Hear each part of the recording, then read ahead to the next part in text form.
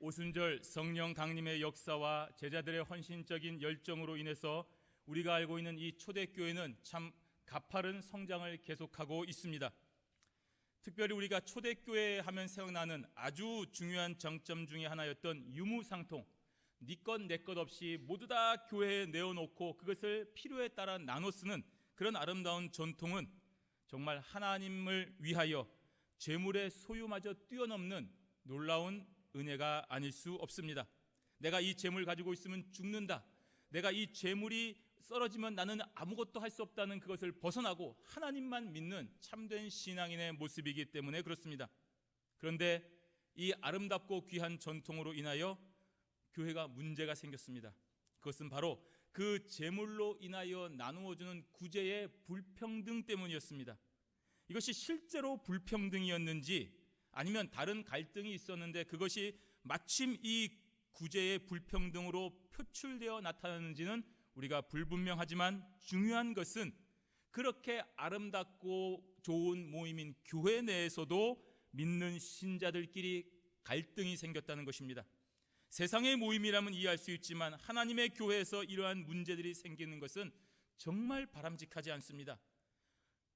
안 생기는 것이 최선이지만 교회도 죄인들의 모임인지라 어쩔 수 없는 현상이라는 것을 인식하고 이제는 그 문제를 속히 해결하는 것이 정말 중요합니다. 오늘 본문은 교회 내의 이러한 문제를 법으로 해결하는 것이 아니라 바로 성경적인 방법으로 극복하는 그런 초대교회의 모습을 보여주고 있습니다.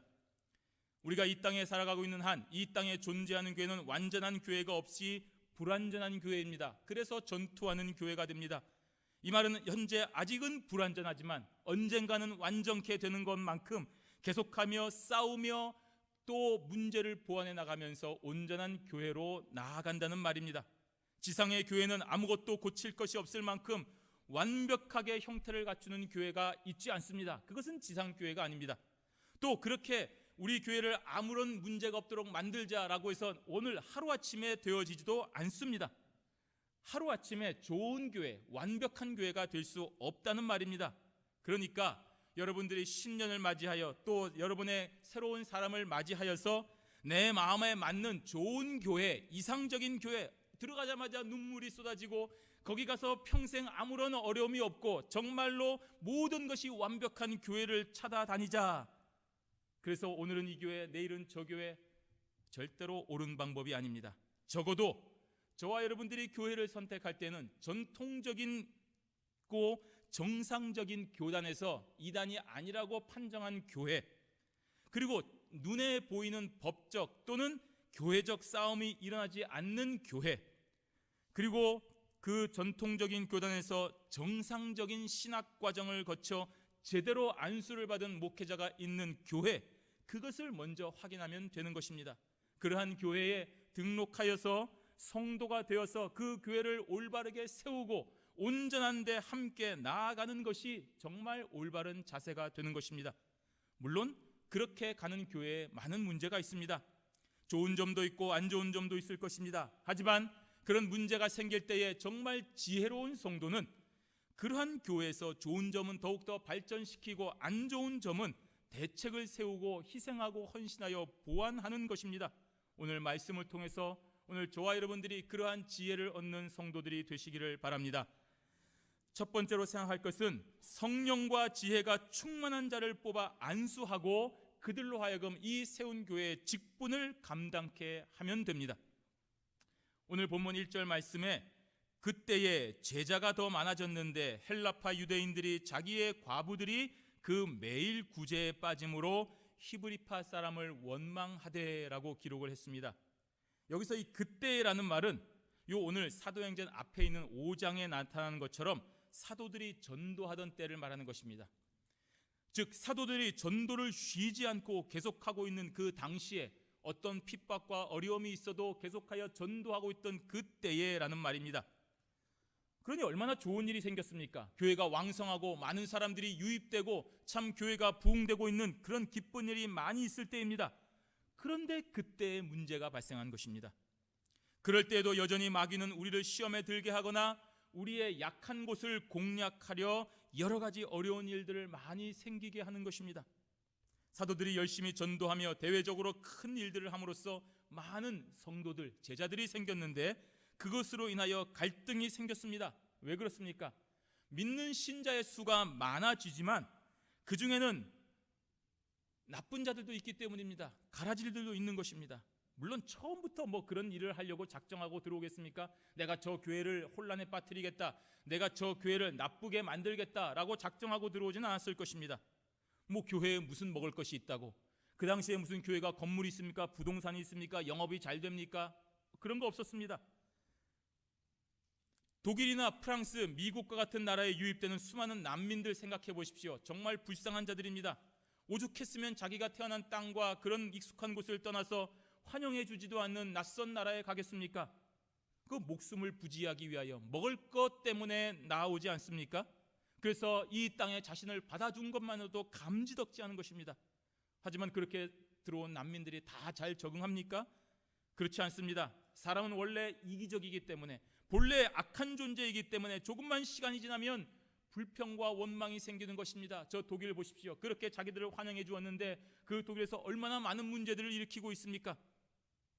조금만 시간이 지나면 왜 우리에게 먹을 것을 주지 않느냐, 왜 우리를 빨리 난민 심사해 주지 않느냐, 그래서 불평과 원망이 생기는 것입니다. 교회도 마찬가지입니다. 좋은 환경과 좋은 먹을 것을 위하여 나온 사람들도 그렇게 불평과 원망이 생기는데 교회에 나오는 사람들은 얼마나 더 문제가 생기겠습니까? 하나님의 크신 역사와 그 은혜로 세워진 교회에서 각자의 역할들을 맡아 감당하니 많은 감화와 감동을 받아 교회가 신자들로 넘쳐나기 시작했습니다. 그런데 그 시간이 지나고 익숙해지자 문제를 제기하는 사람들이 하나 둘씩 생기기 시작했습니다. 매주 나와보니까 처음에는 은혜로 왔는데 두 번째, 세 번째 나와보니까 점심때 주는 반찬도 맨날 그게 그거고, 그러니 이런 문제를 놓고 불평하는 사람들이 생기기를 시작한 것입니다. 나만 생각하면 되는데, 그러면 자기가 좀 익숙하게 그 불평들을 해결하면 될 텐데, 하나씩 둘씩 모여서 3, 3, 5 그것을 놓고 수군수군거리기 시작했습니다. 그리고 점차 그 목소리가 커지기 시작했습니다. 예배만 드리면 저쪽 구석에 모여서 수군거리는 무리들이 생깁니다. 또 그 사람들이 점점 커지기 시작합니다. 바로 먹는 문제 때문에 갈등이 생긴 것입니다. 그 갈등은 구제가 차별되게 일어난다는 사실이었습니다. 헬라파 유대인들과 히브리파 사람들에 대한 갈등이었습니다. 초대교회의 구제가 시간이 흐르고 사람이 많아짐에 따라 헬라파 유대인들은 배제되고 히브리파 유대인들에게만 그 구제가 집중되었다고 여겼기 때문입니다. 처음에는 이 교회가 히브리파 유대인들이 교회의 주축이었습니다. 그런데 시간이 지남에 따라 팔레스타인 아닌 이방 지역에서 태어난 유대인들이나 그 이방인들이 예루살렘으로 순례를 왔거나 여행을 왔다가 복음을 접하고 정착했던 디아스포라 유대인들이 생기기 시작하였습니다. 바로 이들이 헬라파 유대인들인 것입니다. 이들은 헬라어와 헬라 풍습을 사용합니다. 그러나 히브리파 사람들은 아람어를 사용하고 히브리 문화에 정통한 사람들입니다.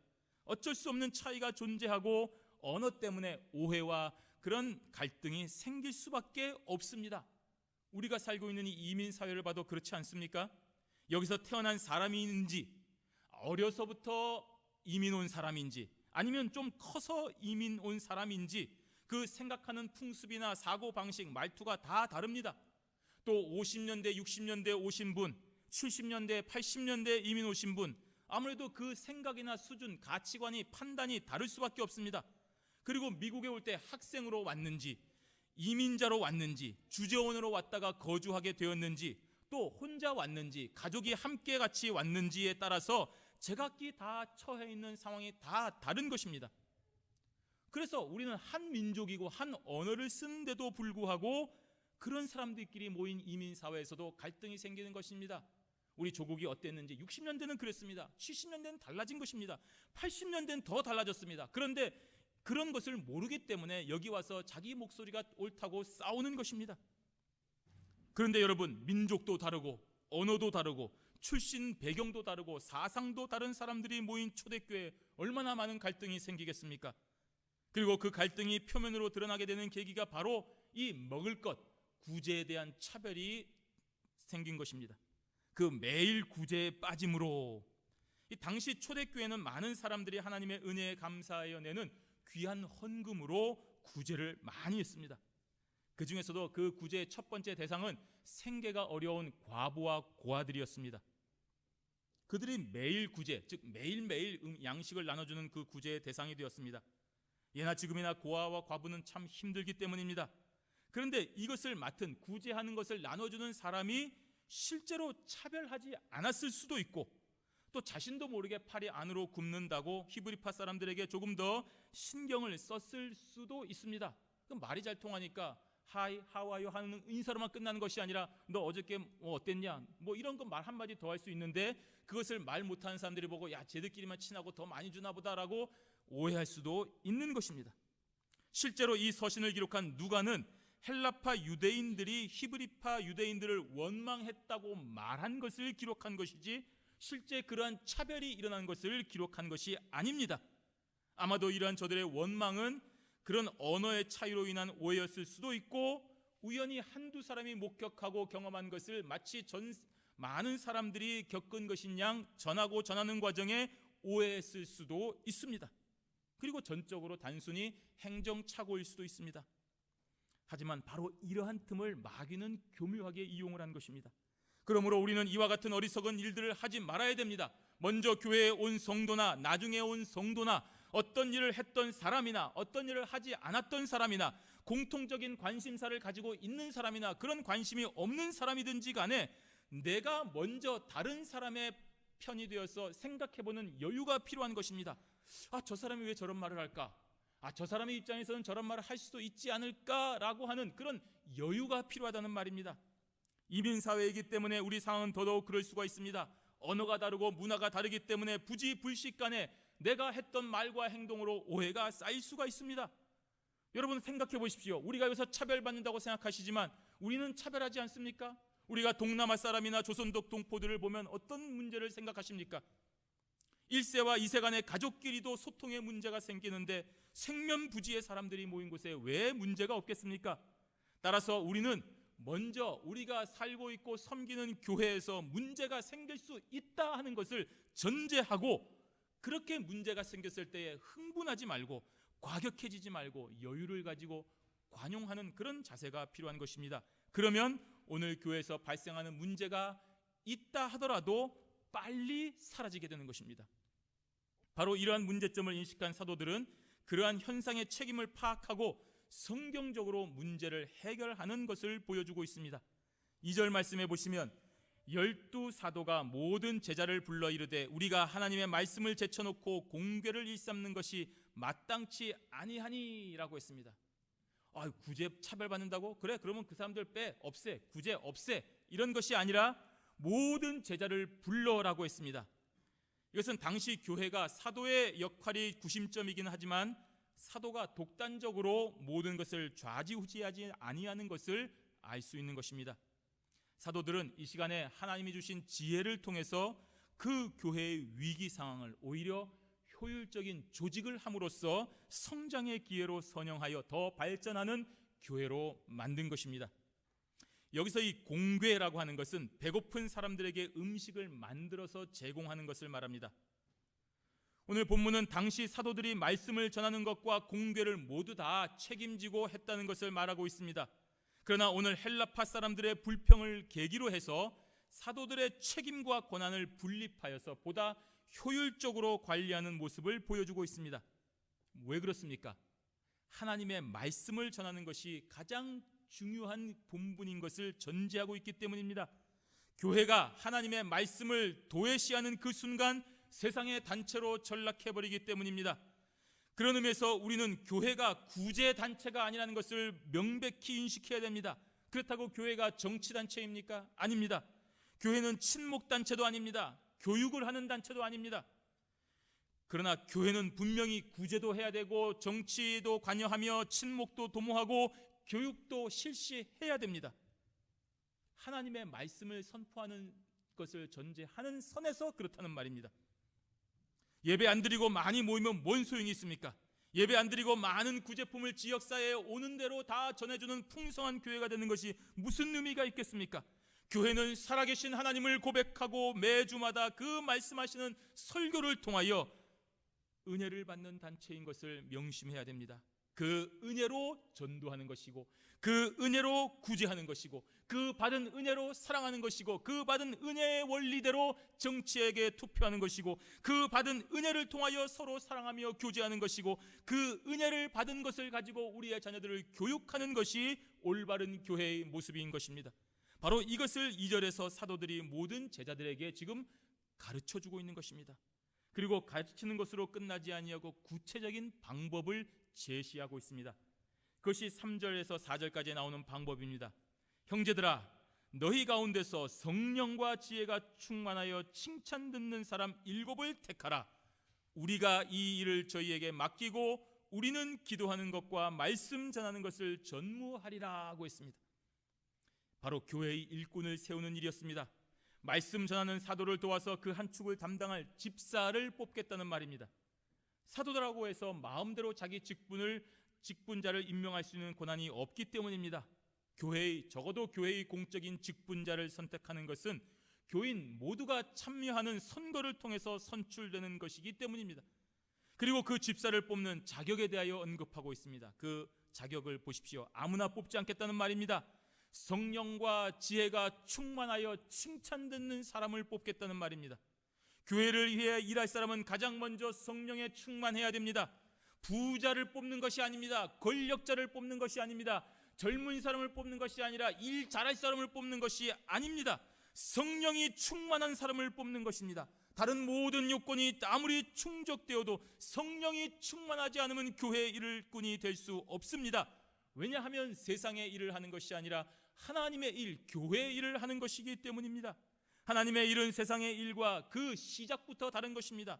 세상에서의 재벌 회장으로 한 그룹을 호령해도 교회의 일을 절대로 잘할 수 없습니다. 영적인 자세가 없으면 망할 수밖에 없는 것입니다. 상처를 줍니다. 세상의 일은 최소의 비용으로 최대의 효과를 내는 것이지만 교회의 일은 최고의 희생으로 최고의 효율을 내는 것입니다. 세상의 일은 99마리의 양을 위해 한 마리를 희생하는 것이 참 바르고 당연한 원리이지만 교회의 일은 그 잃어버린 한 마리의 양을 위하여 최선을 다하는 것이기 때문입니다. 이러한 원리를 이해하는 사람, 이러한 원리를 가슴 깊이 믿는 사람, 이러한 원리가 성경적인 원리인 것을 믿고 헌신하는 사람을 뽑아야 그 사람을 통하여 교회의 일에 충성할 수 있는 것입니다. 그래서 성령이 충만한 사람이어야 됩니다. 또 지혜도 있어야 됩니다. 여기서 이 지혜라고 하는 것은 세상의 이치를 깨닫고 진리를 활용하는 지혜라기보다는 하나님의 말씀을 그 처한 현실에 잘 적용하는 그런 지혜를 말하는 것입니다. 그 일을 처리하는 과정에서 윗사람에게 잘 보이는 지혜가 아니라 하나님을 기쁘시게 하는 지혜를 말하는 것입니다. 구제에 필요한 막대한 재물을 노리는 자들의 사기와 협잡을 잘 파악하고 막아내는 지혜가 필요하기 때문입니다. 때로는 자신들을 향한 악의적인 평판도 참아낼 수 있는 그런 지혜가 있어야 되는 것입니다. 마지막으로 칭찬 듣는 사람이라고 했습니다. 주변 모든 사람들에게 좋은 평판을 듣는 사람을 말하는 것입니다. 한 사람 두 사람이 야, 저 사람 좋은 사람이야 라고 해서 칭찬 듣는 사람이 될 수 없습니다. 그 사람과 관계하는 모든 사람들에게 좋은 인상을 주어서 칭찬 듣는 사람이 될 수 있습니다. 사실 성령이 충만하고 하나님을 기쁘시게 하는 지혜가 있는 사람이면 당연히 칭찬 듣는 사람이 됩니다. 만약에 저 사람 성령이 충만한 사람이다, 저 사람 참 지혜 있는 사람이다 라고 하는데 많은 사람에게 칭찬을 듣지 않는다고 한다면 그 성령을 의심해 봐야 됩니다. 성령이 충만하고 지혜가 많은 것이 다 거짓이요 위선이요 속임수가 됩니다. 오순절 성령을 받기 전에 제자들은 예수님의 권세에 힘입어 많은 사람들로부터 대우를 받았고 예수님의 제자라는 사실에 가는 데마다 환영을 받았지만 결국 그 정체가 다 탄로나고 말았습니다. 하지만 성령 받은 후에는 예수님이 함께하지 않으셨음에도 불구하고 그 이름을 위하여 한평생을 살았습니다. 성령 받은 사람은 그것을 감추지 못하고 모든 사람을 위하여 드러내게 되어 있습니다. 예전에는 예수님을 이용하는 자들이었고 예전에는 예수님의 명성을 이용하여 자신의 이익을 쟁취하는 사람, 그러면서도 예수님의 제자인 것처럼 성령 충만한 것처럼 속이며 살았지만 실제 성령을 받은 이후에는 절대로 그런 삶을 살지 못하고 다 버려두고 나라의 독립도 버려두고 내 개인적인 욕심도 버려두고 땅끝까지 이르러 복음을 전하는 그런 제자들의 삶이 되어서 많은 사람들에게 칭찬받는 사람이 된 것입니다. 여러분, 과연 내가 지금 진정한 의미에서 성령 받은 사람인가 확인하시려면 우리를 평가하는 사람들의 모습을 잘 유추해 보시면 답이 나옵니다. 저 사람은 나를 어떻게 생각하는가? 저 사람은 나를 어떻게 생각하는가? 내 가족은 나를 어떻게 생각하는가? 저 먼 데 있는 내 친구는, 내 친척은 나를 어떻게 생각하는가? 그거 보시고 그 사람의 평가를 스스로 결정해 보시면 내가 성령 받은 사람인가 하는 것을 잘 알 수 있는 것입니다. 만약에 뭔가 미흡하거나 모자란 부분이 있다고 한다면 오늘 하나님의 사람으로서 칭찬받을 수 있도록 성령 충만하고 지혜가 넘치는 사람이 되게 해달라고 기도하셔야 됩니다. 그래야 하나님을 위하여 교회에서 충성된 직분으로 일할 수가 있는 것입니다. 바로 이러한 사도들의 아주 효과적인 제안을 모두 다 기뻐하고 찬성했습니다. 5절과 6절에 보십시오. 온 무리가 이 말을 기뻐하여 믿음과 성령이 충만한 사람 스데반과 또 빌립과 브로고로와 니가노르와 디몬과 바메나와 유대교에 입교한 안디옥 사람 니골라를 택하여 사도들 앞에 세우니 사도들이 기도하고 그들에게 안수하니라. 즉시 그것이 시행되었습니다. 이 택하여라는 말은 스스로 선택하다라는 뜻입니다. 교회 공동체가 스스로 7사람을 선택했다는 것을 말합니다. 사도들이 뽑은 것이 아니라 그 교회의 모든 구성원들이 그런 사람은 바로 이 사람들입니다 하고 뽑아낸 것을 말하는 것입니다. 무슨 계파에 안배를 하기 위해서 헬라파 몇 명, 또 히브리파 몇 명, 나이 든 사람을 위해서 몇 명, 저쪽 동네 사는 사람, 이쪽 동네 사는 사람을 위해서 계파를 안배하거나 지역적인 균형 맞추어 사람들을 뽑지 않았습니다.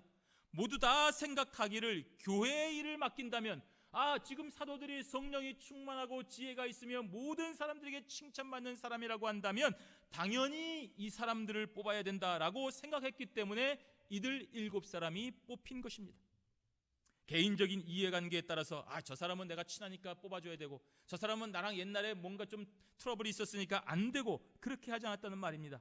성령과 지혜가 충만한 사람이 되어서 교회에서 누구에게나 칭찬받는 그런 사람이 되었기 때문에 자연스럽게 교회에서 필요로 할 때 쓰임을 받게 되었습니다.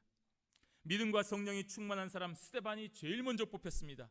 물론 뒤에 나오는 6명의 일꾼들도 성령과 지혜가 충만하며 칭찬 듣는 사람이면 분명하였지만 그래도 스데반은 특히 그 중에서도 신임받는 사람이었습니다. 곧 이어서 7장 마지막까지 그 활약상이 기록될 정도였습니다. 스데반은 면류관이라는 뜻입니다.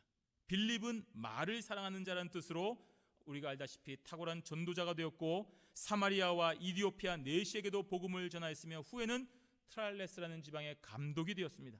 브로고로는 사도 요한의 요한복음을 기록한 서기였으며 외경인 요한행전의 저자입니다.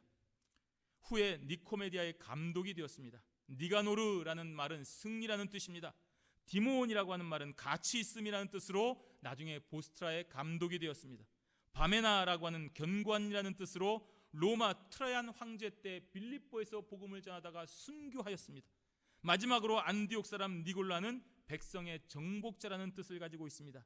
이방인의 개종자였습니다. 이렇게 선출된 7사람들에게 사도들은 기도하고 안수하여 세우는 것입니다.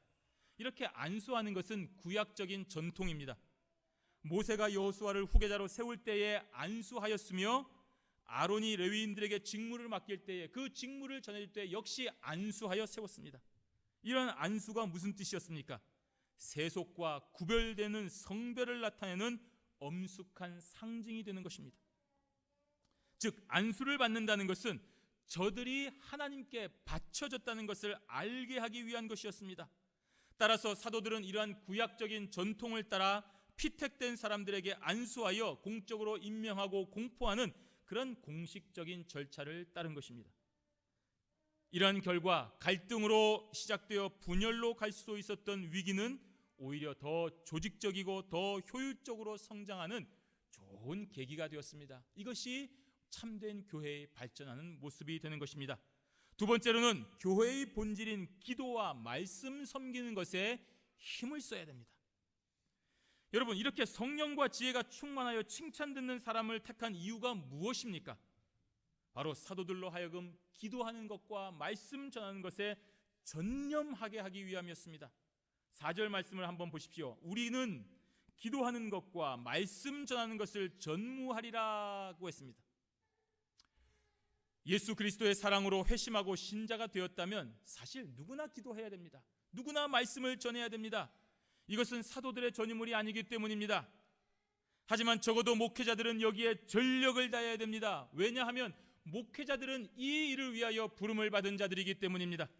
사도들이 아무리 훌륭하고 능력이 많아도 기도하지 않으면 아무것도 할 수 없습니다.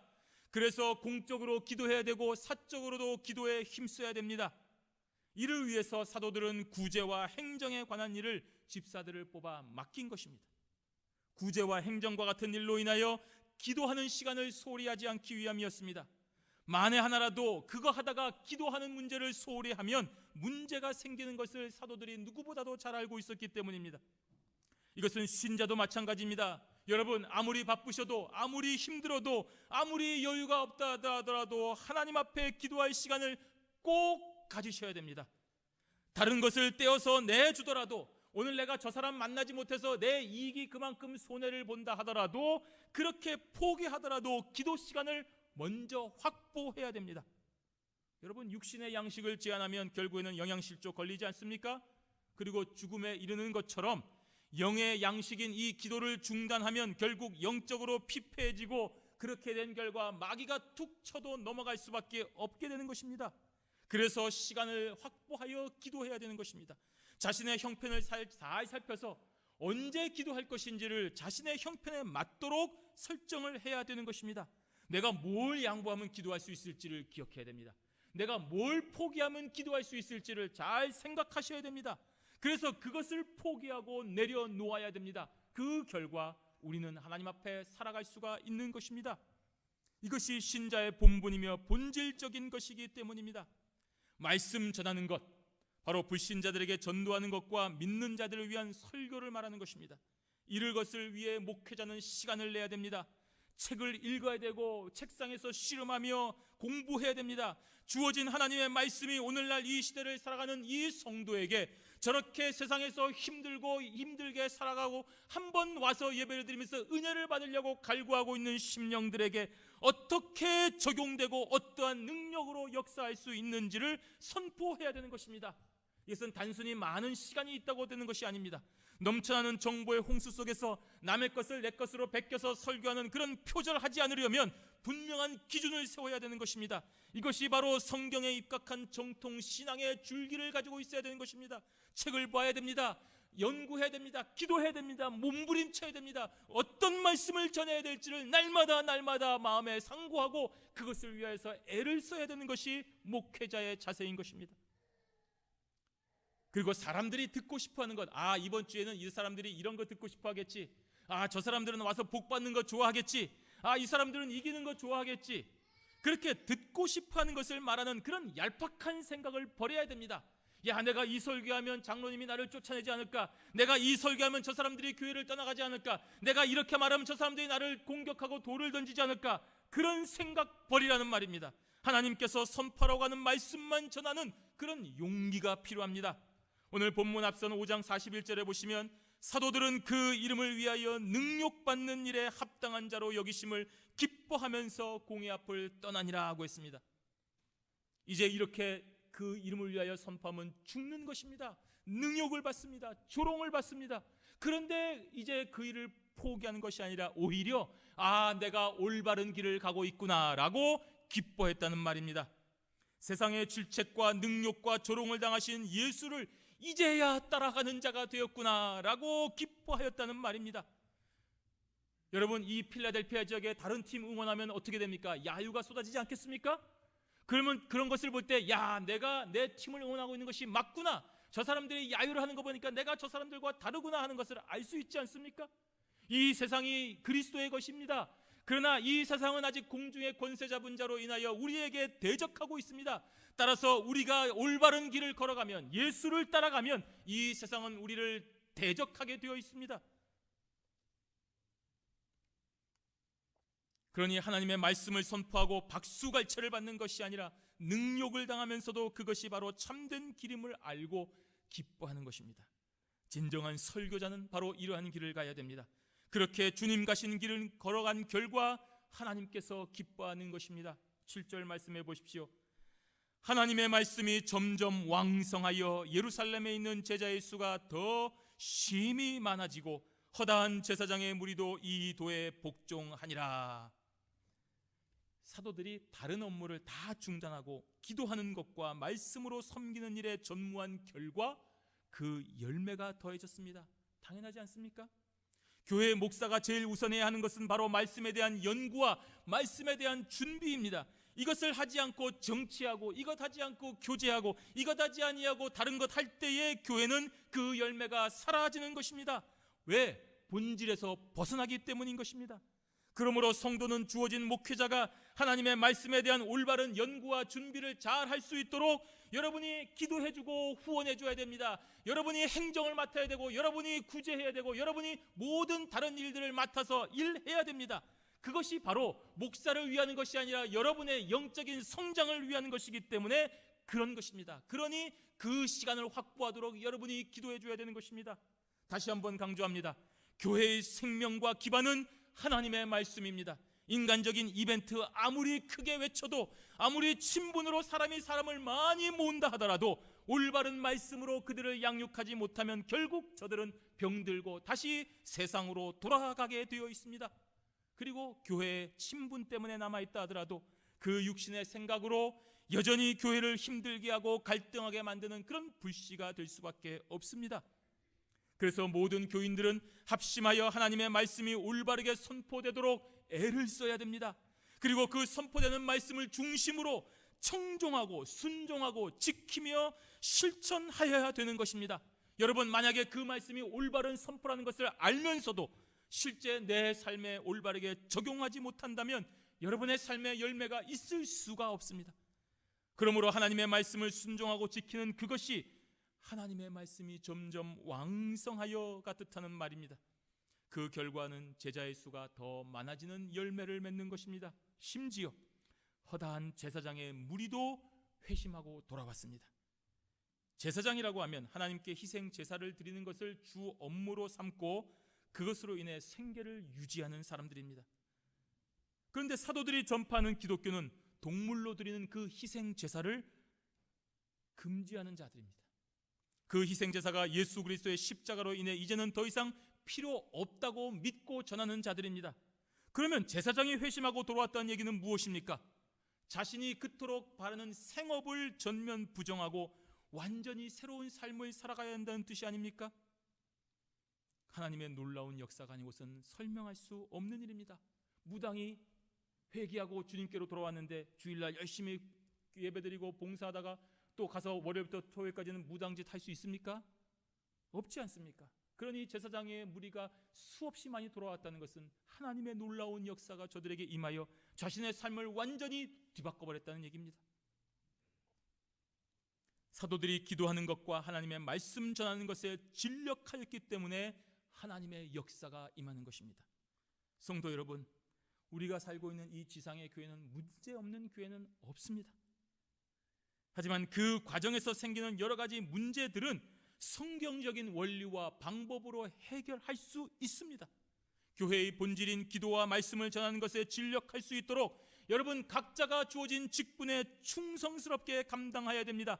여러분은 성령과 지혜가 충만하여 칭찬 듣는 사람으로 직분자로 세워진 자들이 아닙니까?